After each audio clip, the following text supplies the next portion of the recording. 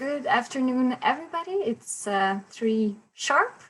Welcome to this sixth webinar of the Quality and Safety Network. On behalf of Hope and PACS, we welcome you to this interesting webinar. So as you can see, we'll be a lot connecting, so don't hesitate to turn off your camera. Our Wi-Fi will be grateful for you for the quality of the presentation. Questions can be addressed in the chat and we'll address them at the end of the presentation. If you have any problem, don't hesitate to contact me. I'll moderate the session. So for those who are new to this events, the webinars are organized by Hope and PACS and are part of the Quality and Safety Network, where the objective is to share best practices and experiences at European level, because it has been one of the ways that have proven to improve our health systems, and more particularly, now we will focus on quality of care and patient safety issues during those webinars. So I said it's our sixth webinar. You can see we have organized 3 webinars, 2 webinars in 2019, 1 in 2020, and 2 others late 2020. All of those are available on our YouTube channel. You will get the information later on after the webinar. And today we have our 6th webinar with the presentation of the Dutch Hospital Patient Safety Program. Just so you know, we have 28 countries that have registered for this webinar all over Europe and the world, because we have several countries connecting from overseas. So this is interesting. We're having a lot of participants. So thank you for joining us, and without further ado, I will leave the word to Steffi van Schoten, who's a senior researcher in the Netherlands at the Amsterdam UMC, and she will be followed by Cordula Wagner, who is professor of patient safety and director at Nivelle, who will also help to answer any questions you will have at the end of the presentation. So Steffi, you can share your screen. Thank you for this introduction. Good afternoon, everyone. Nice to see that so many countries have joined for this presentation. And thank you for this opportunity to tell you about the Dutch Hospital Patient Safety Program. You just introduced us, but I will tell you a little bit before I start about how we were involved at the Patient Safety Program. Yes.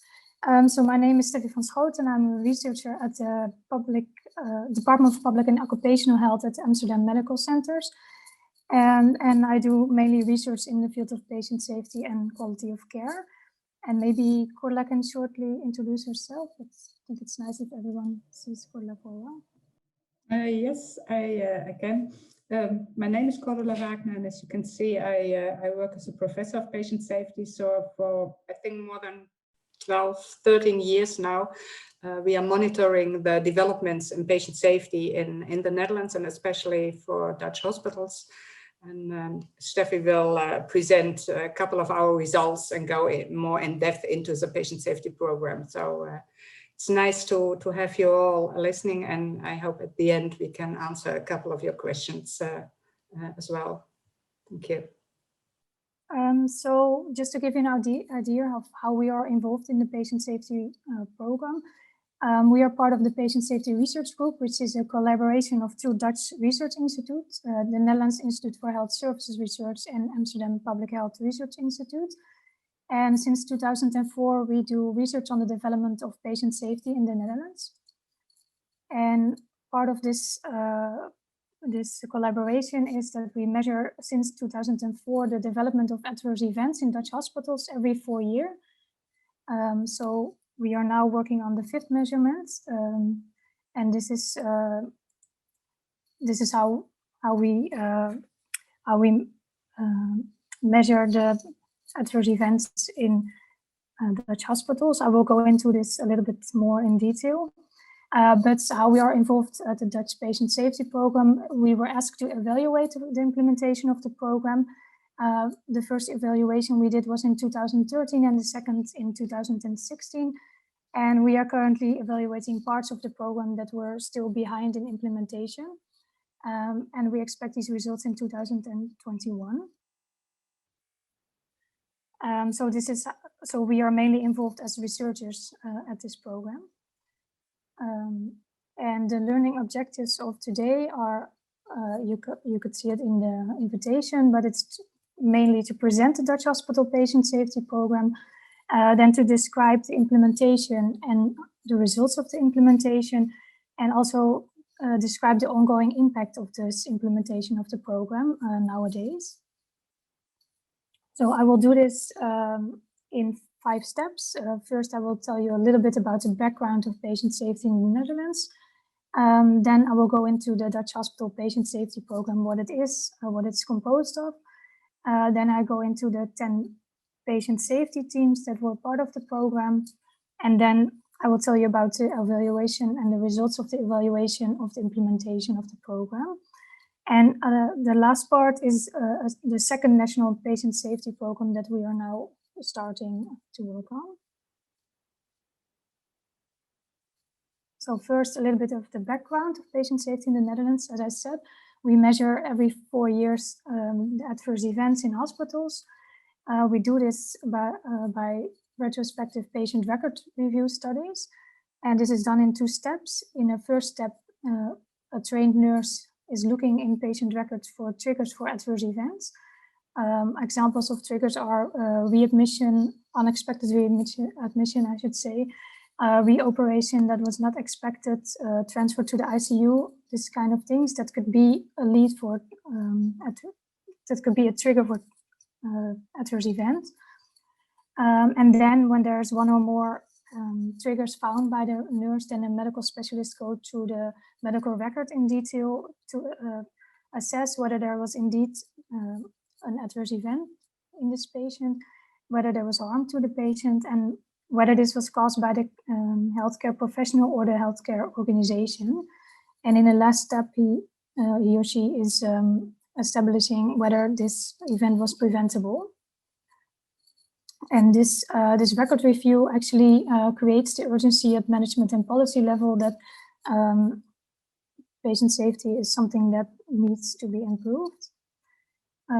And at the hospital level, hospitals are learning through this record review to improve safety culture and to improve healthcare processes through insights in the root causes of preventable adverse events. And it's also a way of monitoring the development of adverse events in hospitals and nationwide. And as you can see in this graph, it's a bit complicated, but I will explain. This is the results of the 4 measurements. And as you can see in 2008, which was the start of the National Patient Safety Program, adverse events, preventable deaths were around 5.5% of hospital admissions. And in 2012, the end of the safety program, we could see it was dropped to 2.6%. To give you an idea, in 2008, this 5.5% was equal to about 2,000 patients who died potentially preventable in Dutch hospitals. And I will go into this a little bit later, but then you have some idea, some preview of the results. So the Dutch Patient Safety Program, I will now tell you about what it's composed of. It was a program that ran from 2008 until 2012, and it ran for 5 years. And the aim was to decrease adverse events by 50% in these 5 years. And all Dutch hospitals participated in the program, which was at that point we had 93 hospitals. And the idea was to implement a safety management system in each hospital and to implement 10 care-related teams, patient safety teams. And there was support given by a national office that was installed by the Dutch Federation of Hospitals. And for each patient safety team, there was a practical guide developed. In this practical guide, there was the aim of the the goals of the patient safety team, and also the indicators to measure the implementation and the results. And there were also national team conferences organized and regional networks established to help hospitals learn from each other how to implement and how to gain optimal results. And it's good to know that each hospital was responsible for its own improvements and its own implementation projects. So this was basically the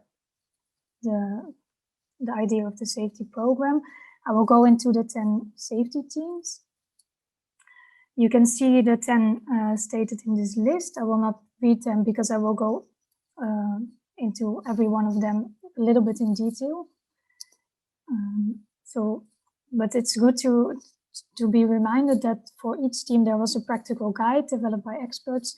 And in this guide, professionals were helped and explained what the goal was and how to achieve it.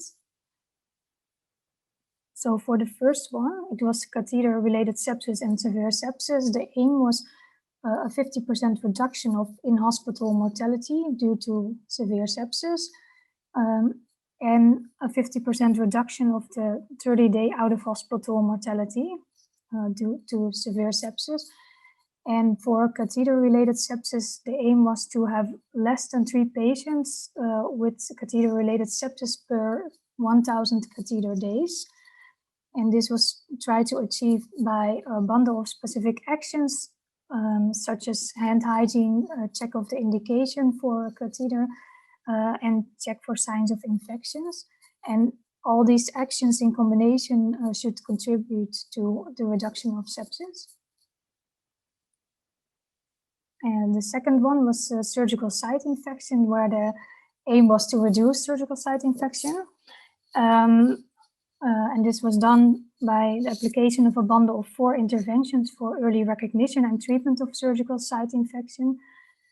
For example, one of these interventions was, again, hand hygiene, but also antibiotic prophylaxis. The third one was medication reconciliation at admission and discharge.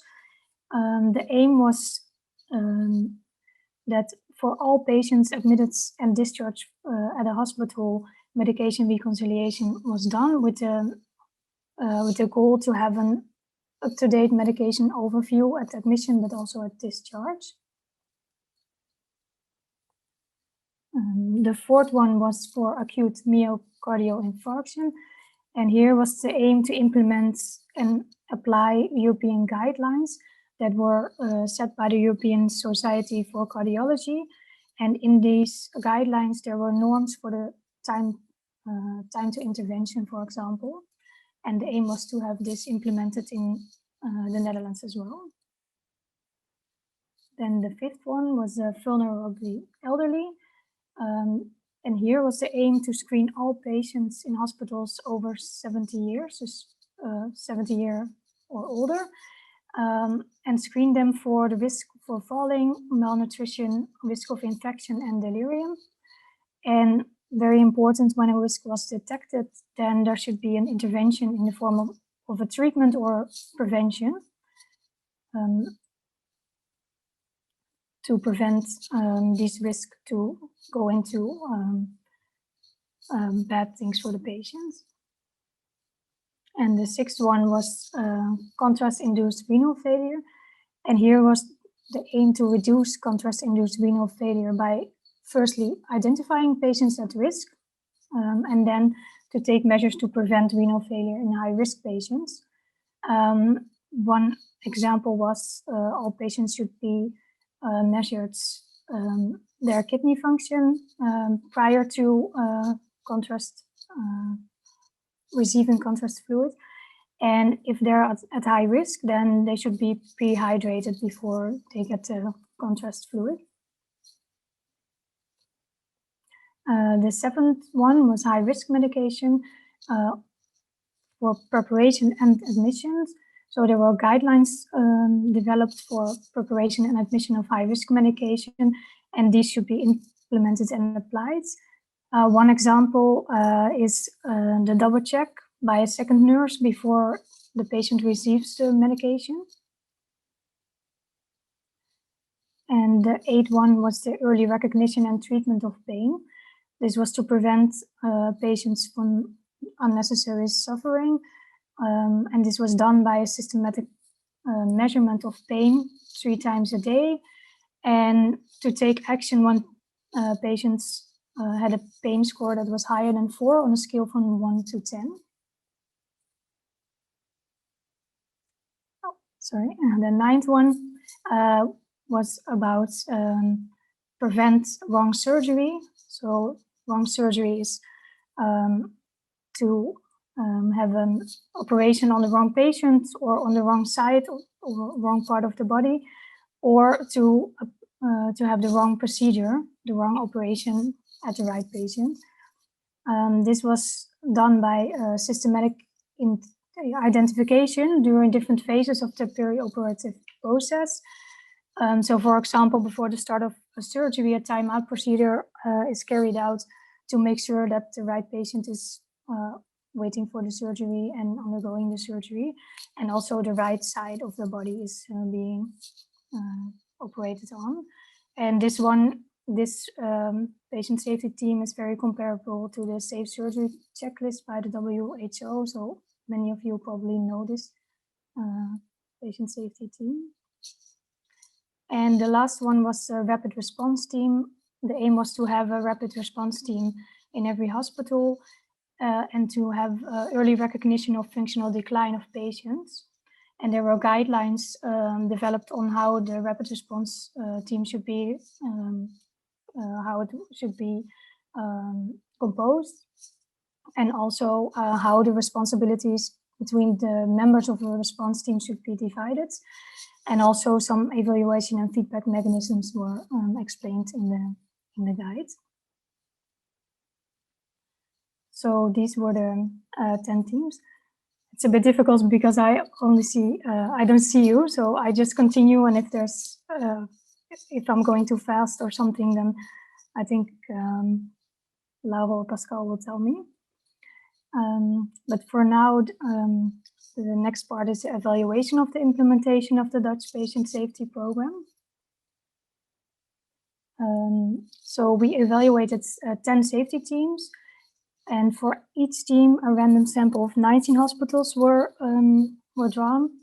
And for each safety team, we conducted 10 measurements during 1 year. And we used national registrations, patient record reviews, observations, and interviews for this evaluation.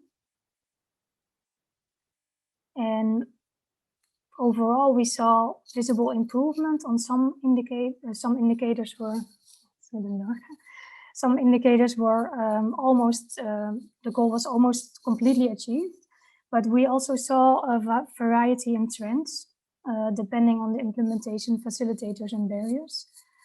So for some patient safety teams, we saw an increase over time, so improvements. For some, we didn't see any change, and for some, we saw fluctuating trends. And we'll give you some examples. So for the increase over time, we saw it at 5 of the teams. For example, vulnerable elderly, medication reconciliation admission, but not discharge, early recognition and treatment of pain, and for a part of the acute myocardial infarction, and 2 bundles of the catheter-related sepsis and severe sepsis. And to give you an example by this graph, this is for vulnerably elderly, and the process indicator was to have a complete screening bundle for the 4 things that I just mentioned: delirium, falls, undernutrition, and physical limitations for all patients 70 years or older.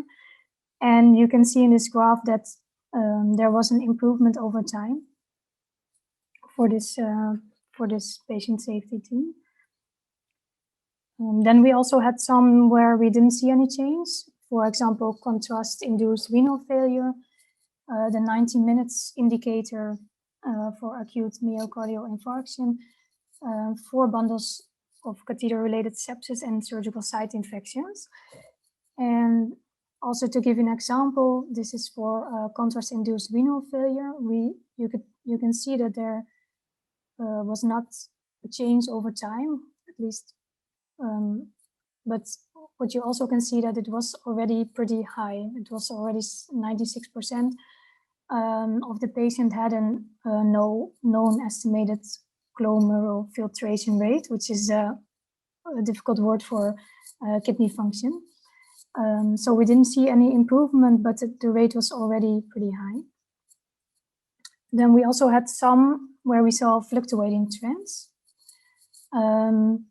We saw this at medication reconciliation at discharge, where we saw at medication reconciliation at admission, we saw actually that it improved over time, but for medication reconciliation at discharge, we saw it was going up and down. And for high-risk medication, the same. You can see it here. For medication reconciliation at discharge, it was only done on average in 17% of the patients, and there was not a clear improvement or decrease over time.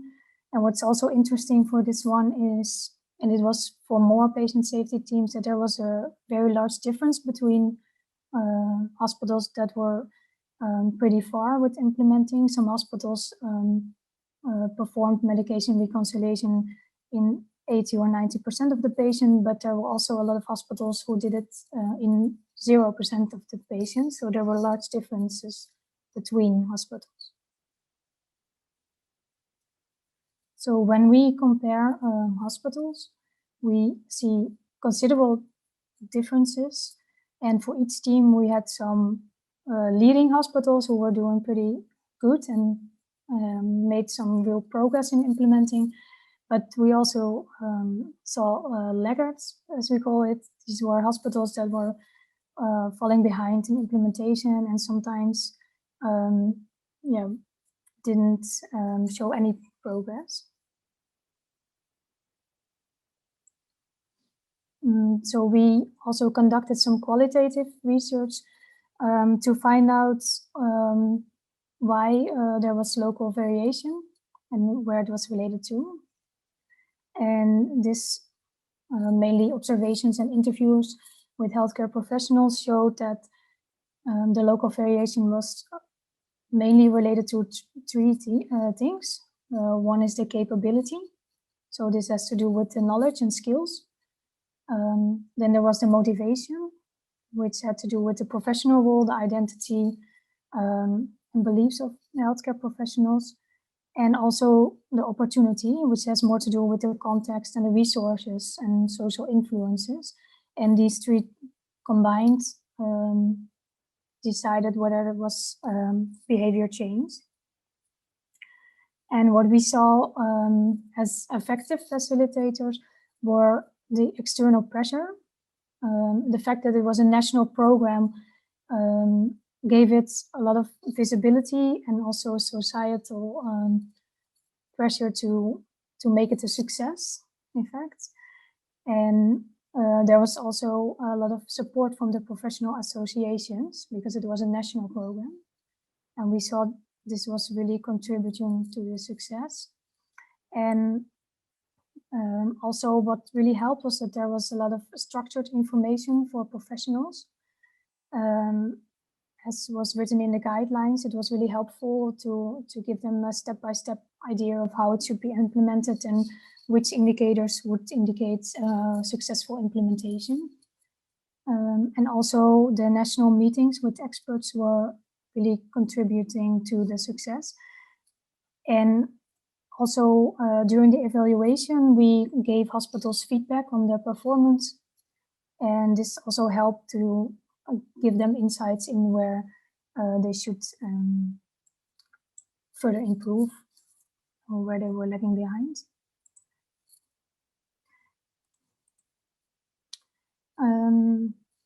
So after the program, actually there was no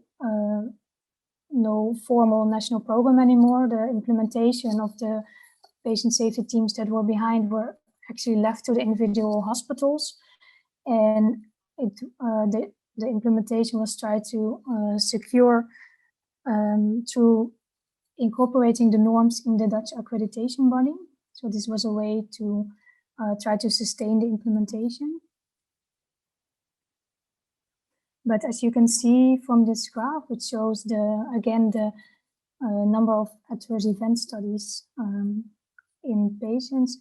You could see that between 2008 and 2012, you can see the effect of the Dutch patient safety program, and you can really see a decline in number of adverse events.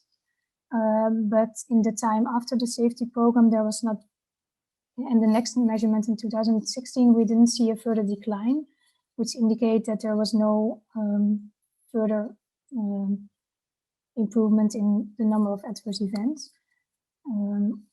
And this also sort of created the urgency for a new national program. So this is the last part of the presentation. The second national patient safety program, because there was a sense of urgency that we should try to further decrease the number of adverse events. So a second program was launched. It was actually launched in 2020, so it's pretty recent. And the idea is to have it run for another 4 years. Again, all hospitals are involved and there's national support. But the strategy is completely different because it's not pushing on guideline implementation or following regulation, but it focuses on the reflection of healthcare workers on their daily performance and also the interprofessional collaboration involving also the patients and try to explain process variation in daily practice. And the aim of the new program is to reach a significant reduction of preventable patient harm. There was no number given, but it was described as a significant reduction. And it is basically a bottom-up approach and creating a network of patient safety organizations and professionals. And as I said, contrary to the first patient safety program, it's not about guideline implementation or guideline adherence, but it's really trying to increase the multidisciplinary conversation between healthcare professionals on their functioning and to involve patients and see them as an equal partner and make shared decision making. And it's built around 3 pillars. The first one are care related. It's again vulnerably elderly and anticoagulants. I'm sorry, I'm not sure how to pronounce it, but this is the aim was to improve these teams because they were still from the last evaluation we could see that they were still a bit behind and there was still a lot of room for improvement on these teams. And the other 2 are to have a multidisciplinary conversation between healthcare professionals together with the patient. And the third pillar was the safety 2 approach.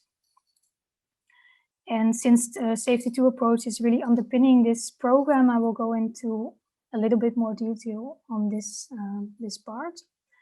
Because most of you know patient safety as the absence of harm to patient caused by the healthcare system. But there's a shift in thinking about patient safety going towards emphasis on the resilience of healthcare professionals to deal with day-to-day process variations and to achieve desirable outcomes for patients. And you can see in this graph that safety 1 approach is mainly, in this approach, we learn from reported incidents, unsafe situations, and actually the learning is must wait for a failure to happen. We learn from failures, but in this new way of thinking, it is stated that this way of learning should be complemented by learning from day-to-day practice, because there's a lot of learning potential from things that are going right or not necessarily failures. So the learning is based on day-to-day practice on safe situations and learning from daily routine. So there's more opportunity to learn in this way of thinking. And one example of a safety 2 approach is to map actually the work as imagined, which is actually how we put in the guidelines or procedures how we think it should work, and then map it next to the work as done, which is based on the daily practice. And then you can see why some guidelines, or not why, but you can see that some guidelines are not followed, and then you can have a conversation on why this is the case, and find out if it's unwanted variation in practice, or maybe it's a good way of delivering good care to patients. So this is a shift in thinking, and it's really underpinning the new safety program. So in conclusion, we can say that the patient safety program in the Netherlands improved patient safety over time. The National Patient Safety Program puts patient safety on the agenda of healthcare professionals and policymakers, and measuring adverse events, and also the progress of implementation on the patient safety teams created the urgency and awareness at management and policy level that we could further improve patient safety. We learned we gained some insights in the implementation barriers and facilitators. And overall, we can see that there was improvement of compliance with professional guidelines, but there were a lot of large differences between hospitals and teams. And once the program was finished, we didn't see any further improvement. So now we have set up the new national safety program that incorporates aspects of safety to thinking. So I came to the end of the presentation. So yes, so there has been a few questions in the chat. I know Cordula Wagner will also answer them. So the first one that was sent is about the support documentation that was given to the hospitals in the first Dutch program. And the question is this documentation available?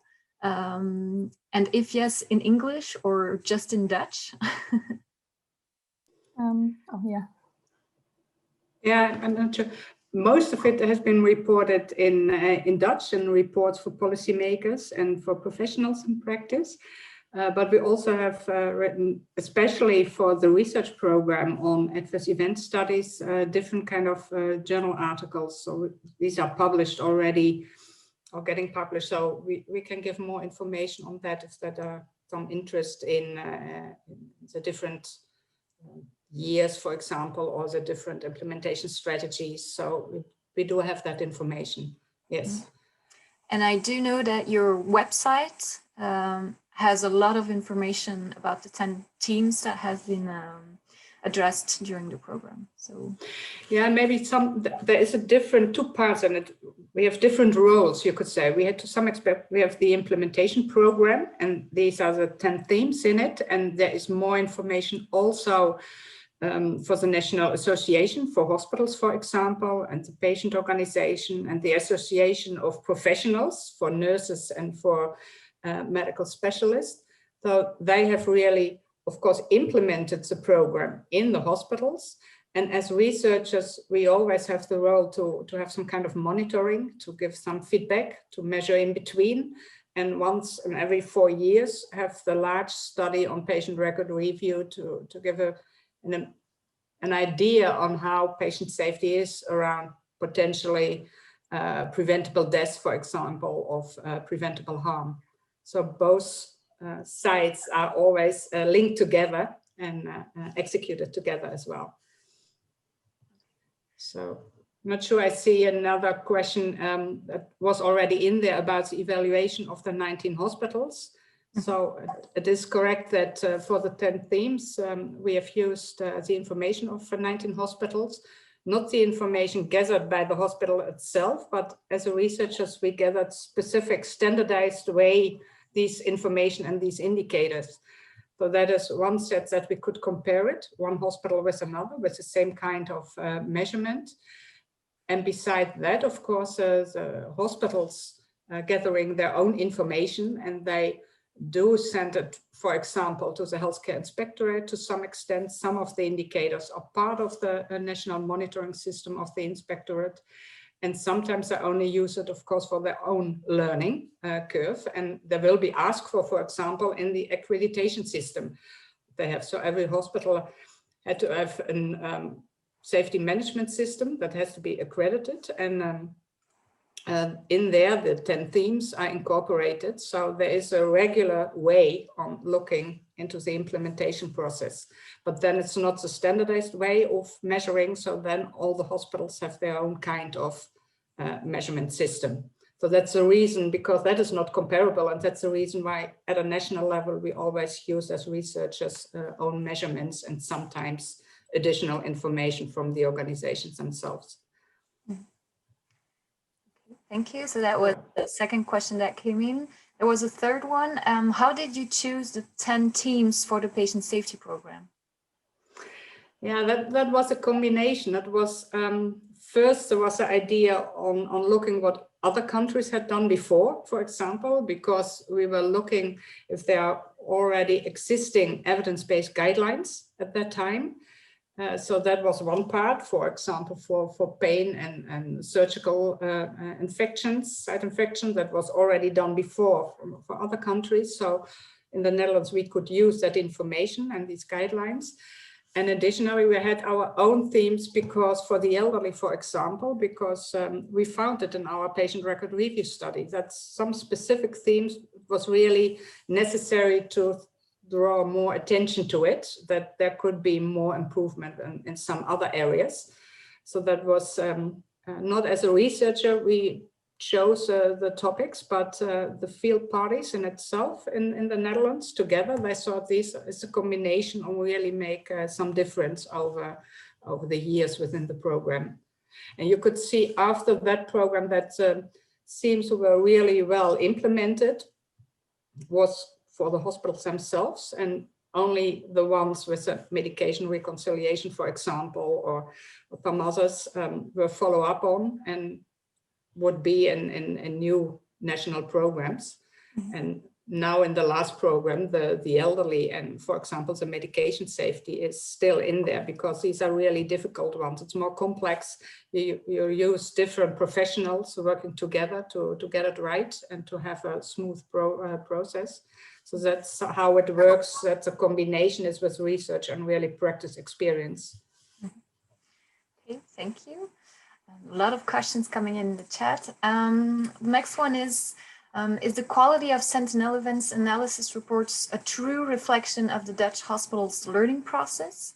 And what improvement is needed for the Dutch hospitals to really learn from their own sentinel events? It's a nice question and maybe difficult as well, a true reflection of the learning process. If the person means that it has really been learned from in improving actions, then I can say it is really incorporated in the learning process, because every time we have done a measurement and then the report will be discussed quite thoroughly with the different field parties, the associations for the nurses and the hospitals and the academic hospitals, for example.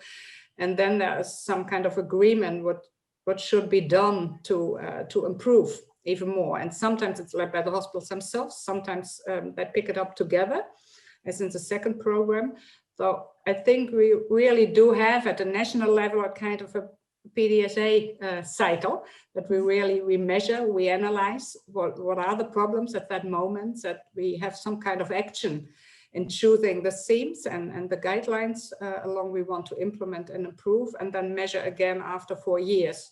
So I think it's a nice example on how you could learn from at the hospital on a sectoral and national level together. I think that would be the one. Yeah. This answers also the question of how the Dutch strategy would be about learning, improving the process of learning. So this would be your strategy also for the second program, just analyzing PDSA and see where you can pitch in to. Yes, and for the second program, it was also what Steffi has shown, that there was really an improvement from the beginning to the end of the program. So that was really nice to see. Then there was 4 years, no specific program, and we couldn't see any change, any decrease in adverse events anymore. And that was the reason to start the second program. But also it was a discussion about how should the second program look like? Should it be the same kind of program at the first time? And that was the 10 themes with more or less some kind of pressure on the hospitals to really all of them implement the same 10 themes and have the overall safety management system? Or should it be another kind of strategy? So we shifted a little bit, and more or less the field parties chose to shift it. And 2 themes, the 2 ones about medication and vulnerable elderly, are the same kind of implementation process, just to improve even more from the guidelines standpoint. But the other one, the other 2 pillars, is really a shift in thinking, not only learning from incidents and adverse events, but also from reflection as a professional team.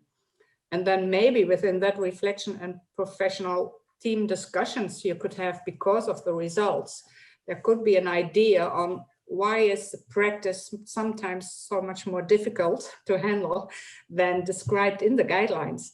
And maybe then we can decide of, do we really can expect 100% compliance on some of the indicators? Or is there a reason why sometimes we have, or the professionals have to choose for another strategy, or why it is not possible? For example, the medication, high risk medications, the second evaluation of in the process, if you're really giving the right medication, it's not always possible just because of the pressure, time pressure that there is on the different departments. So there's a shifting as well, and I would say that is learning as well, trying to find out another way, additional other way to really improve patient safety. I go through the questions. There's something about the difference between patient safety 1 and patient safety 2, that the one won't be possible without the first one. You addressed that problem, or how did you pick it up? Yeah, a little bit, I think. I agree, at least as I read it, is I think you need the urgency to really know how patient safety is in your country or in your hospital or a couple of hospitals together, to know that you really want to improve, and if you really know about how the guidelines are working in the hospital, so all the other, what we mentioned around safety 1, then you can move on to safety 2. And it's not a moving and not following up on safety 1 perspective as well, but it's more additional. It is then a kind of a balance, I would say. And we have to learn much more about safety 2, because it's a concept, it's a way of thinking, and we really need some more tools. The RAM that Steffi has presented is at the beginning, and how you can handle that and use it in hospitals. So we will need the next couple of years at least to find out more about how we can stimulate this kind of reflection, autonomy, besides the guidelines, of course, because there is the evidence in it. So we will need it also. So yes, I would say first safety 1, but also the thinking of safety 2. The 4 last questions. How are you going to measure how the new program is going? Is it the same strategy as before, or is it a new way? Yeah, partly the same. It is the record review, yes, because I it's think Steffi. oh, sorry. Steffi, okay, go ahead. No, I think I was going to say the same, so you can. Steffi? Okay, yes, I'm sorry. Yes, it's partly it's the same, because we are now measuring again the adverse events. So we're conducting this study, and we will hopefully do it in another 4 years again.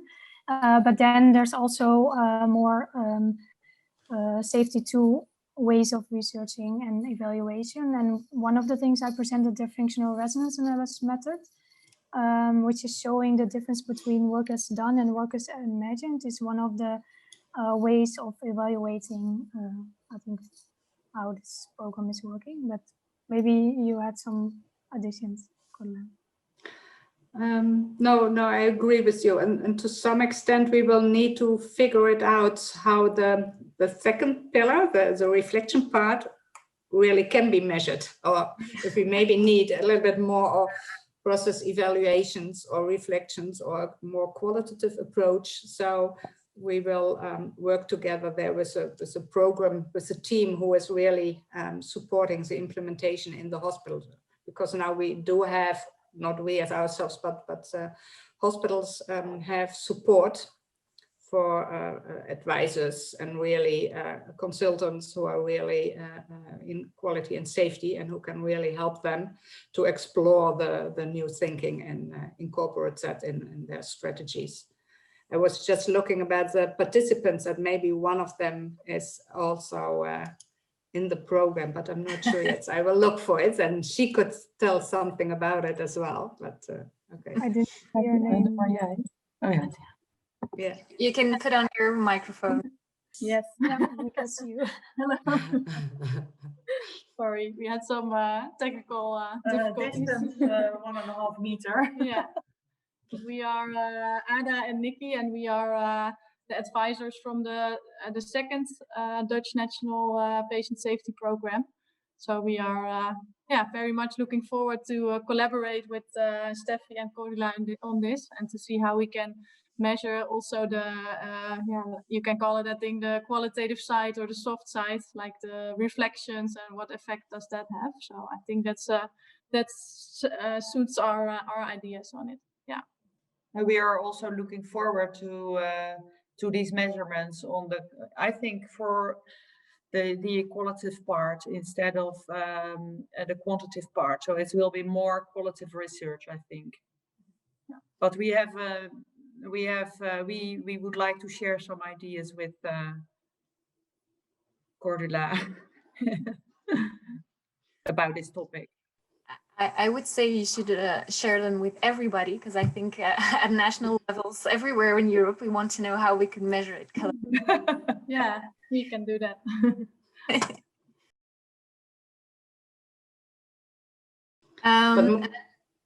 We go further with the last questions. There was a question about the financing of the patient safety program. So are hospitals incentivized and get financial support for the implementation of this program?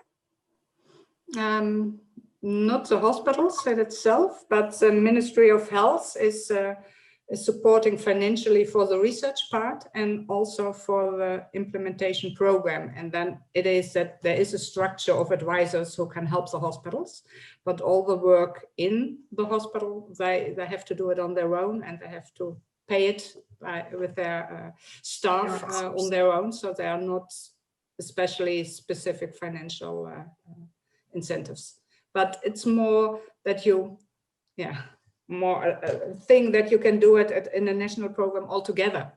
And it is some kind of, and of course, some of the hospitals are more eager maybe to be at the front and be the first, but then others will join also. So it is more of a movement that is possible within these programs. So that is a nice way to see it and to let it develop.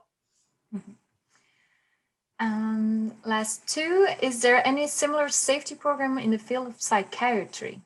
So we talked about general hospitals. Do you have any similar initiative in the Netherlands for psychiatry? No, not really.